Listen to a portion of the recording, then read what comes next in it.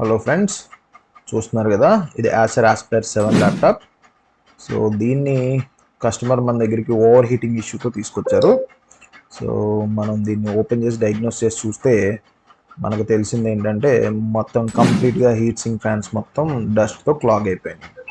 So దీనివల్ల ఏమవుతుంది అంటే మీ ప్రాసెసర్ ఓవర్ హీట్ అయిపోయి, సో దాంతోపాటు ఈ డస్ట్, ఈ ఎయిర్ మొత్తం బయటికి వెళ్ళడానికి స్పేస్ లేక, సో ఆబ్వియస్గా మీకు ఏమవుతుందంటే laptop mother board over heat అయిపోతుంది. సో దీన్ని మనం నీట్గా ఇలా క్లీన్ చేసి, సో దీన్ని చూస్తున్నారు కదా, లోపల ఎంత డస్ట్ ఫామ్ అయిపోయిందో, ఇంక బయటికి ఎయిర్ ఎలా వెళ్తుంది.